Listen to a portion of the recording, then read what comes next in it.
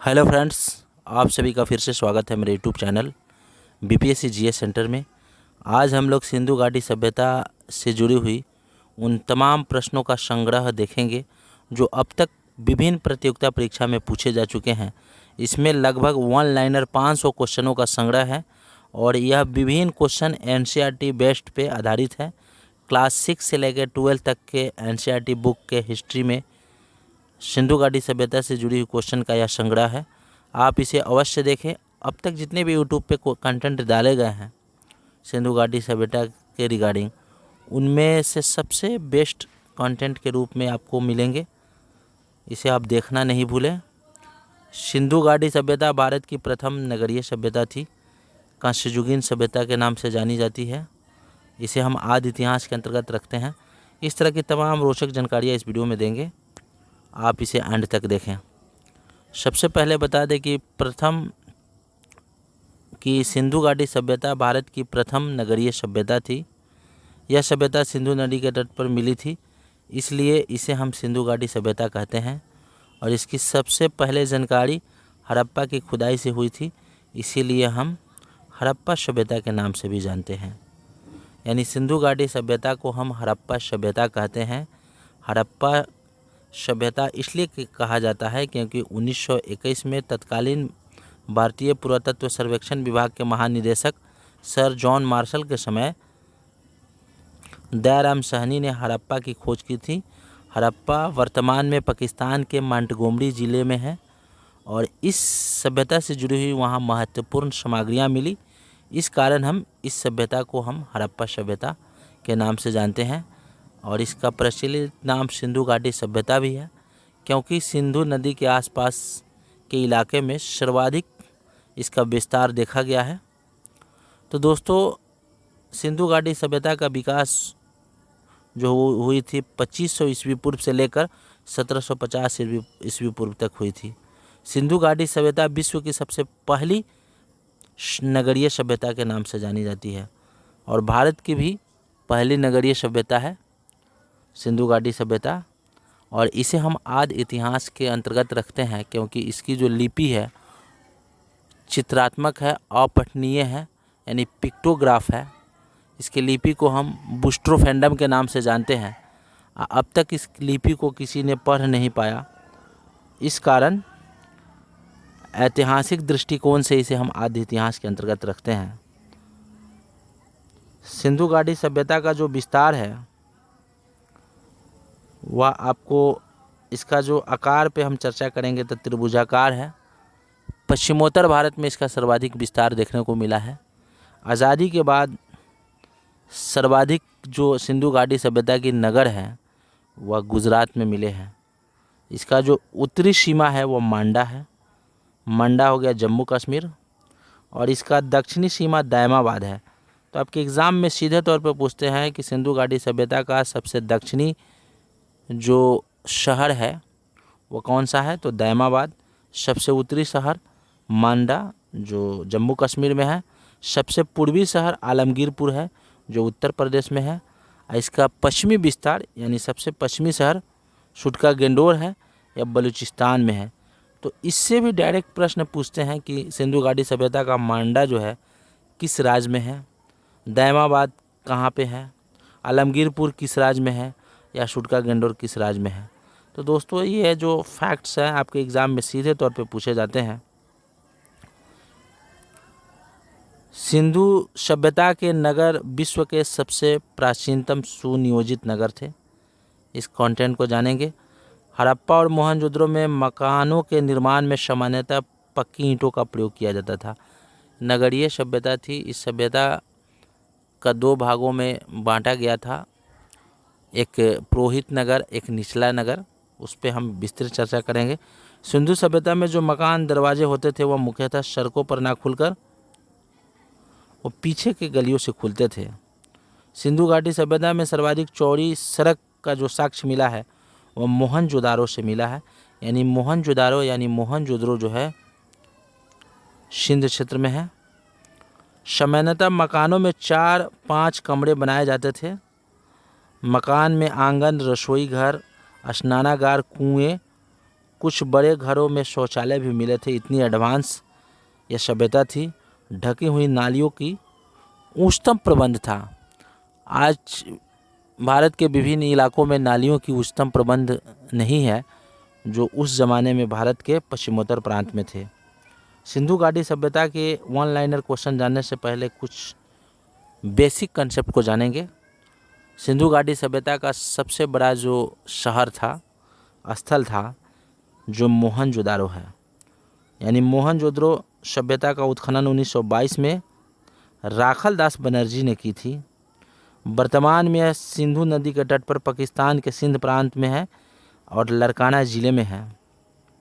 मोहनजोदड़ो को हम मृतकों का टीला कहते हैं। यहाँ से कई सारी महत्वपूर्ण अवशेष मिले हैं, जैसे विशाल स्नानागार बहुत महत्वपूर्ण है, उस समय जल पूजा होती थी। कांस्य की नर्तकी, आदि शिव यानी शिव का अधकटा मूर्ति, सबसे चौड़ी सड़क और अन्नागार, पुरोहित का आवास, घरों में कुआं इत्यादि जो सामग्रियाँ मिली हैं सिंधु घाटी सभ्यता के मोहनजोदारो से। मोहनजोदारो का मृतकों का टीला कहते हैं क्योंकि यहाँ मैक्सिमम लाशों का ढेर मिला है। सिंधु घाटी सभ्यता का दूसरा प्रमुख स्थल जो था वह हड़प्पा था। 1921 ईस्वी में इसकी खोज की गई थी। सिंधु घाटी सभ्यता का पहला नगर जिसकी खुदाई हुई थी और खुदाई दयाराम साहनी ने 1921 में की थी। यह हड़प्पा रावी नदी के तट पर है, पाकिस्तान के मंटगोमरी ज़िले में है। यहाँ से श्रमिक के आवास और अन्नागार मिले हैं। यानी सिंधु घाटी सभ्यता का सबसे विशाल जो इमारत है वो अन्नागार है। अन्नागार हड़प्पा से भी मिले हैं, मोहनजोदारो से मिले हैं। तो अन्नागार जो मिले हैं हड़प्पा के वो सबसे बड़े हैं।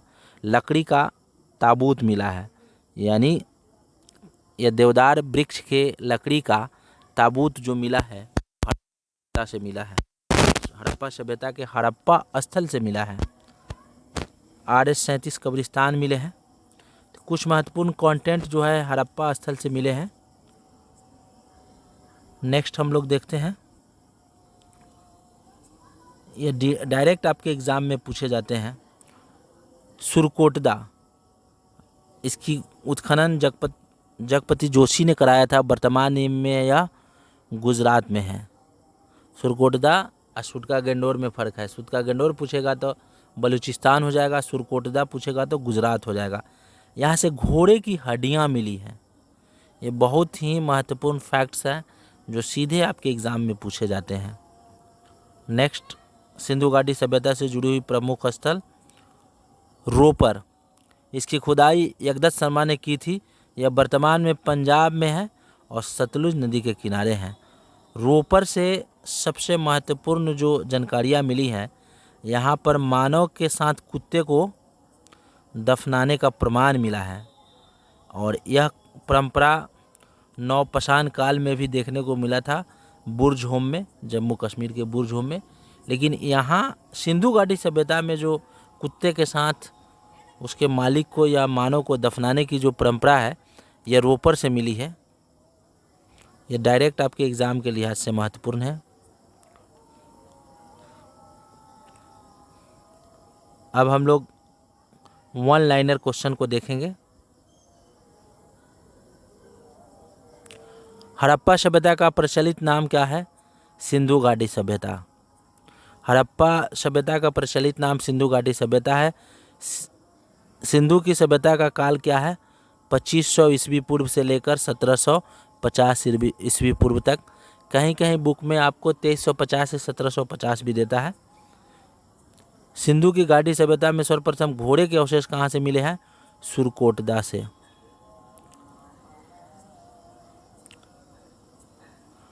सिंधु घाटी सभ्यता के लोगों का मुख्य व्यवसाय जो था व्यापार था। मेसोपोटामिया, मिस्र इत्यादि देशों से सिंधुवासी व्यापार करते थे।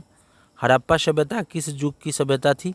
कांस्ययुगीन सभ्यता। हड़प्पा सभ्यता को हम कांस्ययुगीन सभ्यता इसलिए कहते हैं, अधिकांशतः जो औजार मिले हैं, सामग्री मिले हैं, टेरिकोटा के और कांस्य के मिले हैं।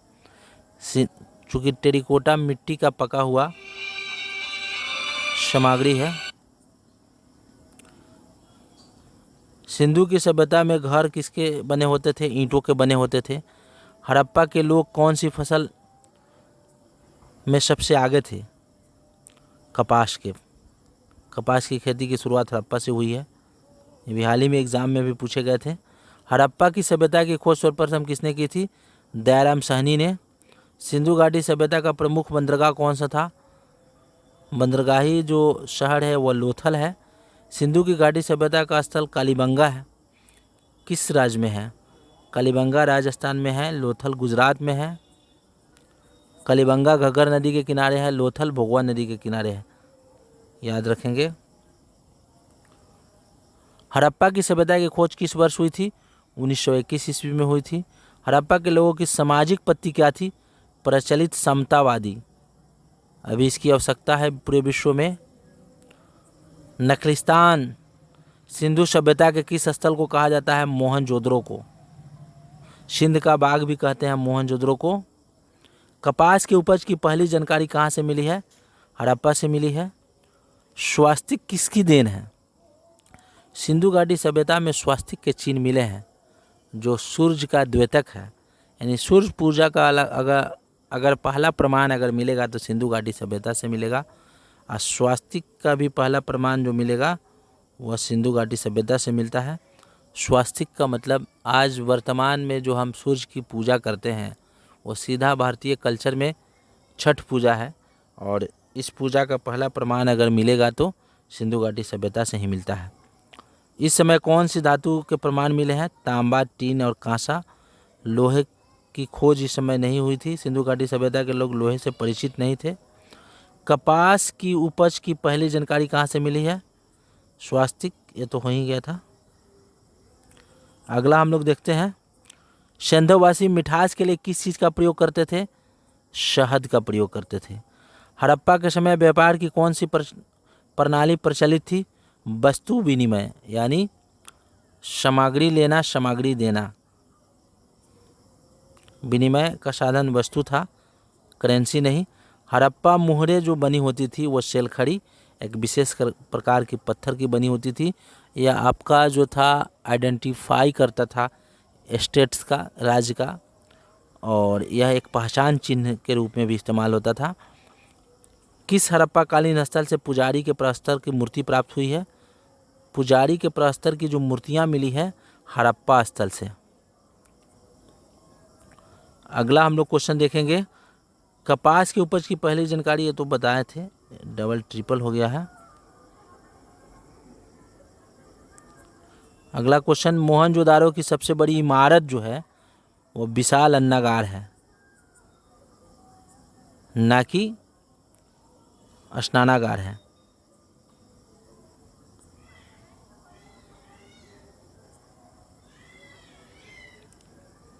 यह क्वेश्चन, आज़ादी से पूर्व भारत की सबसे अधिक संख्या में हड़प्पा युगीन स्थलों की खोज किस प्रांत में हुई थी?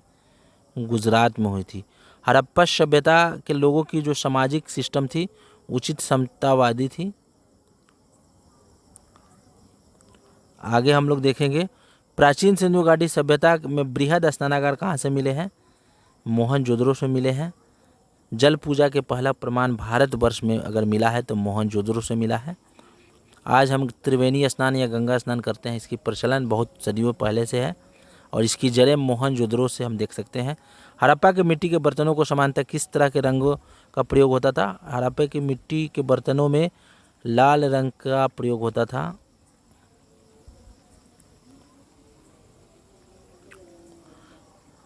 नखलिस्तान सिंधु सभ्यता के किस स्थल को कहा जाता है? मोहनजोदारो को। हड़प्पा की सभ्यता में हल के खेतों के साक्ष्य कहाँ से मिले हैं? कालीबंगा से मिले हैं। सिंधु सभ्यता की ईंटों का अलंकरण किस स्थान से प्राप्त हुआ है? डिजाइन किए गए ईंटों का जो सामग्री मिला है वह कालीबंगा से मिला है। प्राचीन सिंधुवासी किसकी उपासना करते थे? मातृदेवी और शिवलिंग की। शिवलिंग की पहला जो प्रमाण मिला है, पीपल के वृक्षों में सबसे ज़्यादा पीपल की पूजा होती थी, अब मातृदेवी की पूजा होती थी, और समाज में महिलाओं का महिला सशक्तिकरण देखने को मिलता है। और शिवलिंग की पूजा का, लिंग योनि की पूजा का भी प्रमाण सिंधु घाटी सभ्यता से मिला है। प्राचीन सिंधुवासी किस पशु को पवित्र मानते थे? सबसे ज़्यादा पशुओं में सांड की पूजा होती थी।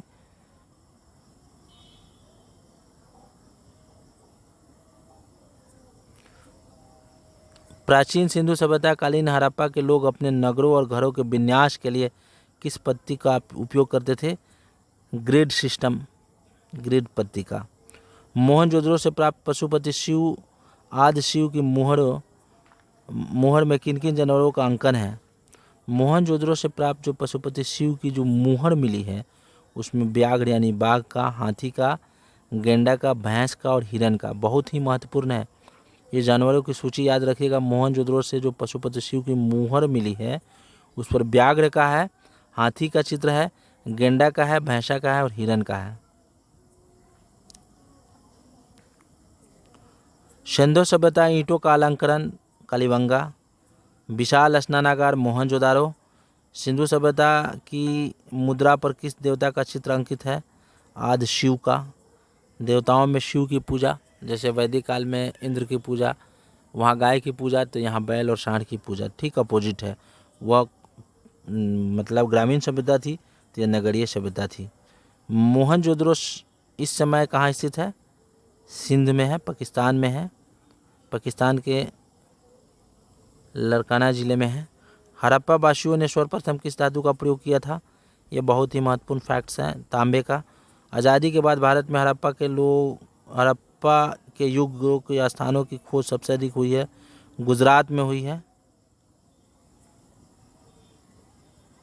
सिंध का बाग। हड़प्पा के किस नगर को सिंध का बाग कहा जाता है? मोहनजोदड़ो को। मोहनजोदड़ो का शाब्दिक अर्थ हुआ मृतकों का टीला।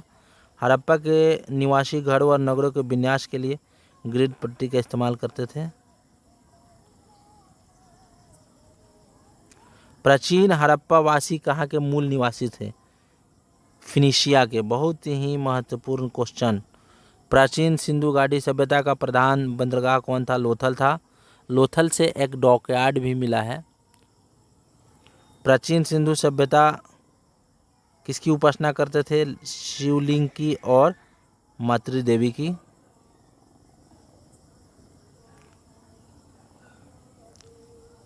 आगे हम लोग देखेंगे सिंधु सभ्यता के लोग सबसे अधिक किस देवता की पूजा करते थे?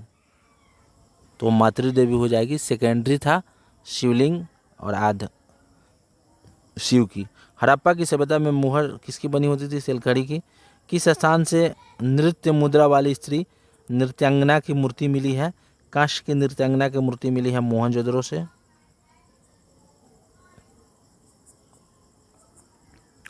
हड़प्पा की सभ्यता का प्रमुख स्थल रोपर सतलुज नदी के किनारे है।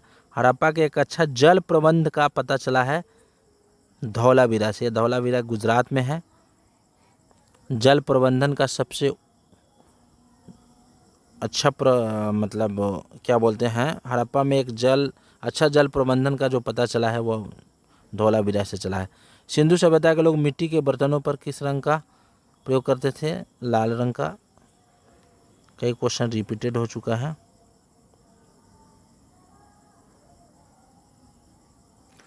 प्राचीन हड़प्पा संस्कृति की मुद्राओं में एवं पक्की मिट्टी की कलाकृतियों में किन पशुओं का चित्रण है? तो बाघ, हाथी, हिरन, गेंडा, भैंस। बाघ, हाथी, हिरन, गेंडा, भैंस का। सिंधु घाटी सभ्यता और वैदिक सभ्यता में प्रमुख अंतर है। सिंधु घाटी सभ्यता नगरीय सभ्यता थी जबकि वैदिक सभ्यता ग्रामीण सभ्यता थी। अलंकृत ईंट का साक्ष्य मिला है कालीबंगा से। विशाल स्नानागार मिला है मोहनजोदड़ो से। शिव का अर्ध शिव का जो मुद्रा मिला है वह मिला है मोहनजोदड़ो से। सिंधु सभ्यता का सर्वाधिक उपयुक्त नाम आप क्या देंगे? हड़प्पा सभ्यता, क्योंकि सर्वप्रथम इसकी खुदाई हड़प्पा से हुई थी। सिंधु सभ्यता समकालीन थी मिस्र की सभ्यता की, चीन की सभ्यता की और मेसोपोटामिया की सभ्यता की। मेसोपोटामिया की सभ्यता, चीन की सभ्यता और मिस्र की सभ्यता जो थी वह सिंधु घाटी सभ्यता की समकालीन सभ्यता थी। हड़प्पा सभ्यता से किस पशु के अवशेष प्राप्त नहीं हुए हैं? ये बहुत ही महत्वपूर्ण है, गाय। हड़प्पा की मोहरों तथा टेरिकोटा कलाकृतियों पर किसका अंकन नहीं है? याद रखिएगा, शेर का जो चित्र है हड़प्पा की मोहरों पर या विभिन्न प्रकार की जो कलाकृतियां हैं उस पर शेर को नहीं दर्शाया गया है। सबसे ज़्यादा जो दर्शाया गया है तो मछली का। हड़प्पा की जो मोहर है उस पर सबसे ज़्यादा किसका चित्रांकन है? हम आगे इसकी चर्चा करेंगे। सिंधु स्थलों से प्राप्त मोहरों पर किस पशु का सर्वाधिक उत्कीर्णन है? पशु अगर पूछेगा, ओवरऑल पूछेगा तो मछली हो जाएगा, पशु की बात आएगी तब बैल होगा। गाय का चित्रांकन नहीं है, गाय के अवशेष नहीं मिले हैं। सिंधु की लिपि जो थी जिसको हम पिक्टोग्राफ कहते हैं, अर्थात चित्रात्मक थी, दाईं ओर से बाईं ओर लिखी जाती थी, और इस पद्धति को हम बुस्ट्रोफेंडम कहते हैं। सबसे ज़्यादा चित्र जो था मछली के प्राप्त हुए हैं। हड़प्पा लिपि के अभिलेखों में लगभग 4000 नमूने प्राप्त हो चुके हैं, लेकिन इतने लंबे नहीं है जितने की दूसरी प्राचीन सभ्यताओं की।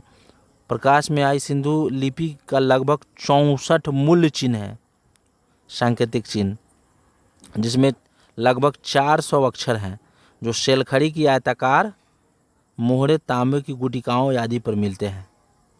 सबसे ज़्यादा जो मोहर मिली वह आयताकार, कुछ बेलनाकार मोहरें मिली हैं जो दूसरे देशों की मोहर है, उसकी भी चर्चा इसमें हम करेंगे।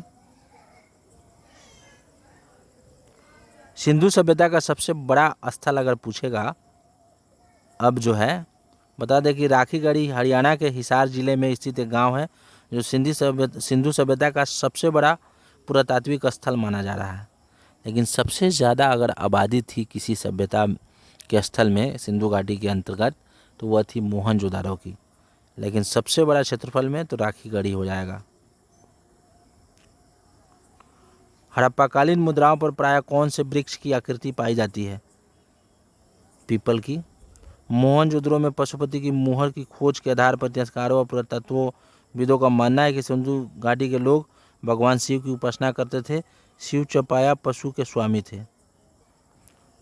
यानी पशुपति शिव की जो मोहर मिली है वह मोहनजोदड़ो से मिली है। लोथल गुजरात के अहमदाबाद में भगवान नदी के किनारे है। 1954-55 में रंगनाथ राव के नेतृत्व में लोथल की खोज हुई थी। यहाँ लोथल हो जाएगा, मिस्टेक हुआ है। फारस की जो मोहर मिली है वो लोथल से मिली है। घोड़े की लघु मृण मूर्तियाँ लोथल से मिली है। सुरकोटता से घोड़े के हड्डी मिले हैं। एक कलाकृति अगर घोड़े की मिली है तो मिली है आपको लोथल से। हाथी दांत का पैमाना, हाथी दांत का जो स्केल मिला है नापने का वह लोथल से। आटा चक्की सिर्फ सिंधु घाटी सभ्यता के एक ही स्थल जहाँ से आटा चक्की मिली है वह मिली है आपको लोथल से। लोथल बंदरगाह से मिस्र और मेसोपोटामिया के साथ व्यापार हुआ करती थी, यह एक व्यापारिक नगर था। कांस्य नर्तकी की मूर्ति विशाल स्नानागार मोहनजोदड़ो से प्राप्त पशुपति की मुहर पर हाथी, गैंडा, बाघ और बैल का चित्रांकन है। मोहनजोदड़ो पाकिस्तान के सिंध प्रांत में एक पुरातात्विक स्थल है, बता चुके हैं। दुनिया का सबसे पुराना नियोजित और उत्कृष्ट शहर मोहनजोदड़ो है। मोहनजोदड़ो सिंधी शब्द है जिसका अर्थ होता है मृतकों का टीला। तो दोस्तों इस तरह से कई महत्वपूर्ण फैक्ट्स जो आपके एग्ज़ाम के रिलेवेंट काफ़ी उपयोगी है। अब तक यूट्यूब पे जितने आप देखे होंगे उनमें से सबसे महत्वपूर्ण कंटेंट इस वीडियो में मिलेंगे। अब एक कंटेंट और जो हम मिस कर रहे थे, 3 युग्म सावधान, यानी एक कब्र से 3-3 जोड़ा लाशें मिली हैं, वह मिली है लोथल से। लोथल एक बंदरगाह स्थल था। स्त्री और पुरुष का भी शव एक साथ किसी कब्र से मिला है तो लोथल से मिला है। इंसान के साथ कुत्ते को दफनाने की जो परंपरा थी वो रोपर से मिली है। घर के दरवाजे जो थे सभी पीछे से खुलते थे, लेकिन एकमात्र स्थल लोथल था जिसके घर के जो दरवाजे हैं वो सड़क की ओर खुलते थे।